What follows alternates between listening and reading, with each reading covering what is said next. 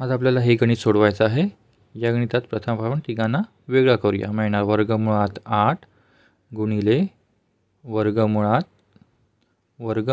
8 गुणिले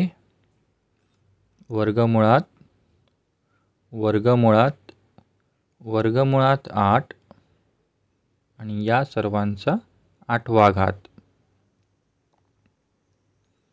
आता याच्यानंतर पहिलं काय आपलं तर वर्गमुळात 8 म्हणजे किती येणार 8चा 1/2 गुणिले तर 2 वेळा वर्गमूळ आहे मग येणार 8चा 1/4 गुणिले या ठिकाणी 3 वेळा आहे मग 8चा 1/8 आणि या सर्वांचा 8वा घात।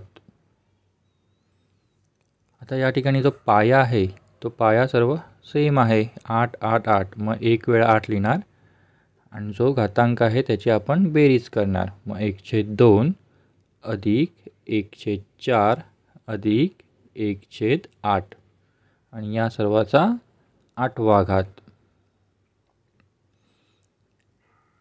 आता या ठिकाणी पहिला आपण 8 लिहिले। आता बेरीज करणार म्हणजे छेद समान पाहिजे मग छेद समान करण्यासाठी जो पहिला 1 आहे त्याला आपण गुणणार 4 ने मग येणार 4 अधिक दुसरा 1 आहे त्याला गुणणार कितीने तर 2 ने अधिक तिसरा 1 तसाच भागिले 8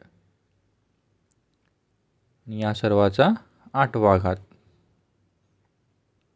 आता आपण याची बेरीज करायची आहे मग 8चा 4 ने 2 6 ने 1 7 मग 7/8 आणि याचा 8वा घात।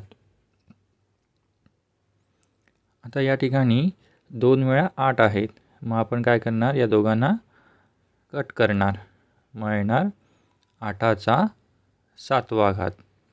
तर हे जे 8 आहेत ते 8 आपण असे लिहू शकतो 8 म्हणजे 2चा 3रा घात आणि त्याचा 7वा घात। हे अजून सोपं करायचं असेल तर आपण लिहिणार 2चा 3 गुणिले 7 किती येणार तर 21 मग 2चा 21वा घात।